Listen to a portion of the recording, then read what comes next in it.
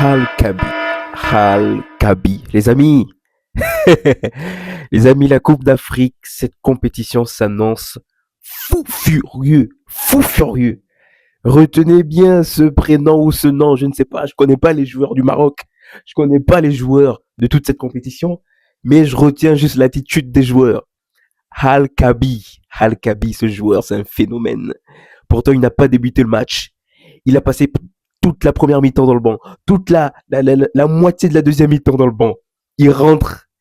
Qui fait ça? Qui rentre dans une telle compétition, premier match, et décide avec une telle idée qu'il passe par la tête, décide de faire un retourné de volet ciseau, décide de faire un ciseau, premier match de la compétition devant son président. Bah, Al-Kabi, mesdames et messieurs, Al-Kabi, c'est lui le phénomène. Oh, les amis, cette équipe du Maroc, le Maroc s'impose ce soir 2-0 face aux Comores. Premier match de la compétition. Les amis, cette compétition, elle est folle. Déjà, le président, déjà le prince lui-même, il vient ouvrir la compétition sous la pluie. Le stade en folie. Par contre, saluez bien la beauté du stade. Faut saluer la beauté du stade. Un magnifique stade du Maroc. Je connais pas le pays, je connais pas je connais pas les joueurs, je connais même pas le nom du stade. On l'a dit dans le match, mais je sais plus. Mais l'ambiance qu'il y avait dans ce match, les amis, ça annonce la compétition. Elle est tellement dingue. Les supporters marocains sont fous furieux.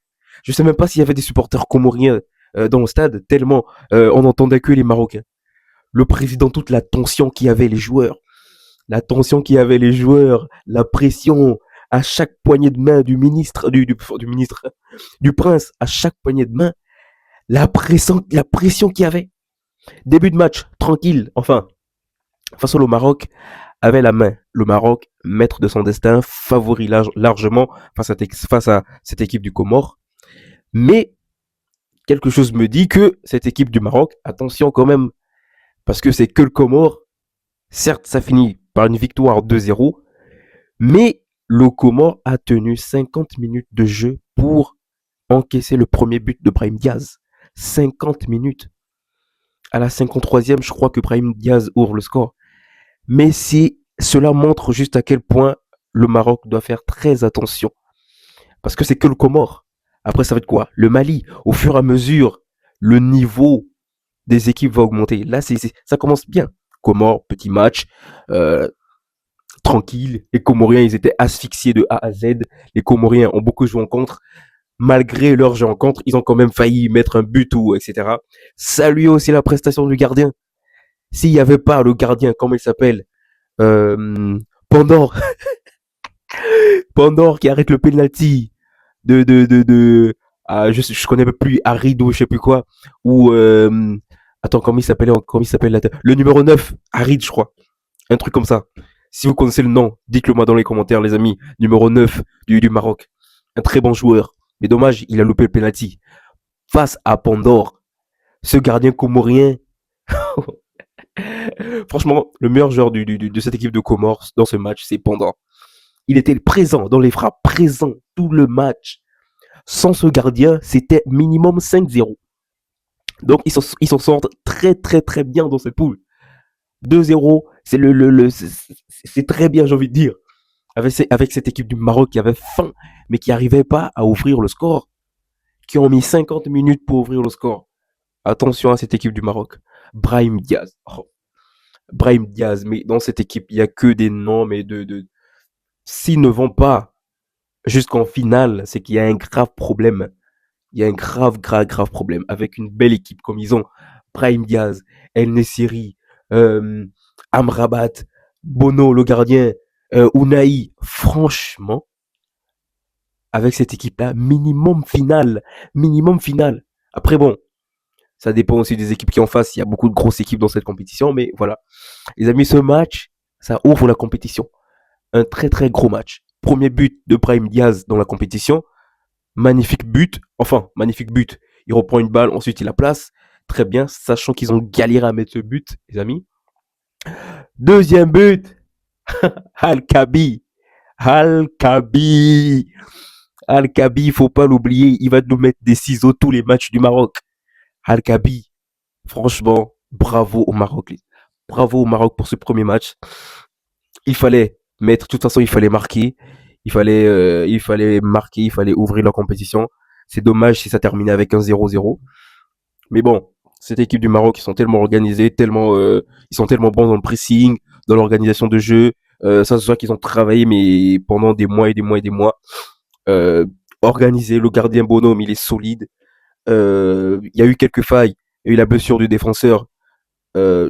Écoutez, excusez-moi, je ne reconnais pas les noms, mais il y a eu la blessure d'un défenseur marocain qui est sorti en première période. Il est sorti en larmes, le pauvre. Mais je crois que peut-être il va pouvoir jouer le prochain match, à voir. Ou peut-être c'est grave.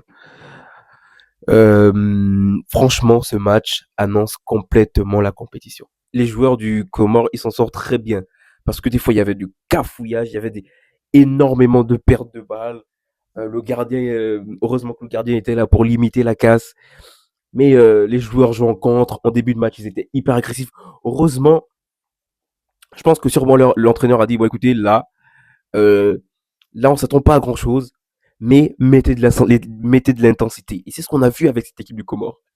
Dès le match a commencé, on a vu une équipe complètement agressive. Une équipe qui s'est dit, bon là, on n'espère pas plus. On va jouer en contre. Perte de ballon, on lance l'attaquant. Long ballon vers l'avant. Et ensuite, on recule, on défend, on bloque bas, on sert comme ça tout le match. Et puis voilà. Mais sauf que cette équipe du Comore sortait très mal les ballons. La plupart des ballons qui sortaient, c'était directement sur les joueurs du Maroc.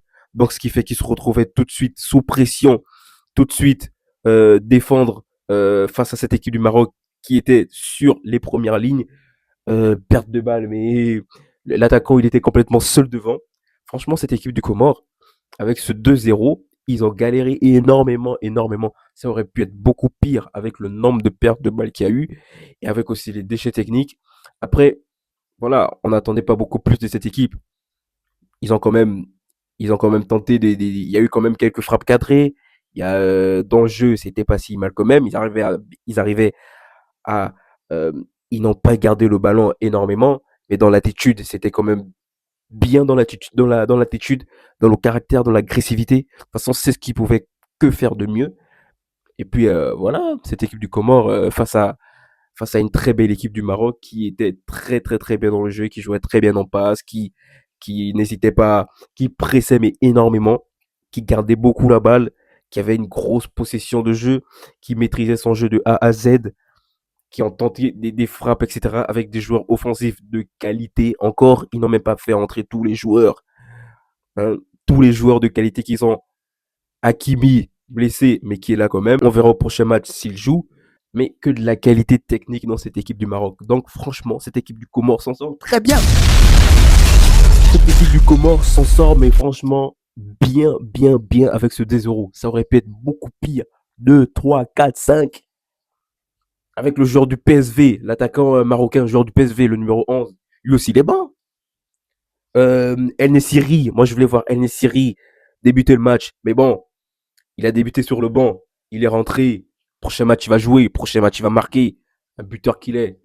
Brahim Diaz, excellent Brahim Diaz, qui est en manque de temps de jeu avec le Real Madrid, et là il va pouvoir s'exprimer comme il veut. S'exprimer comme il veut. Moi, j'ai juste hâte de voir cette équipe du Maroc face à une grande nation, après ils ont le Mali dans la même poule, face à une Côte d'Ivoire ou bien face au Sénégal. J'ai hâte de voir ce qu'ils sont capables de faire face à une grosse équipe. Parce que là, dans ce match, ils dominaient complètement le jeu. Ils étaient présents. Euh, Ils étaient tout le temps dans une grande domination. Mais qu'est-ce que ça donne face à une grande nation comme le Sénégal, le, le Nigeria ou le Congo? Et oui, parce que là, 50 minutes pour mettre un but, avec le Sénégal, ça peut être la même chose. Hein. Si tu mets 50 minutes pour attendre d'être dangereux, eux, ils vont te mettre un but dans les premières minutes du match. Donc, attention au Maroc. Ça joue très bien. Ça défend très bien. Ça contre très bien. Il y a des joueurs talents techniquement, efficaces devant le but. Un gardien très bon. Mais qu'est-ce que ça vaut face à un grand pays? C'est ce que j'ai envie de voir. Les amis, c'est fini pour le débrief. Mini débrief, j'ai envie de dire. Ou long, comme vous voulez. Mais belle compétition qui s'annonce. Très beau match ce soir. Dommage pour le Comore. Bravo pour le Maroc. Ça annonce la compétition de fou furieux qui arrive. Et puis voilà, restez branchés. N'hésitez pas à vous abonner, liker. Abonnez-vous, likez si vous aimez. Si vous aimez pas, regardez quand même, mais abonnez-vous et likez. Écoutez les amis, c'est fini pour le débrief. Et puis on se retrouve au prochain match de la CAN. À plus tard.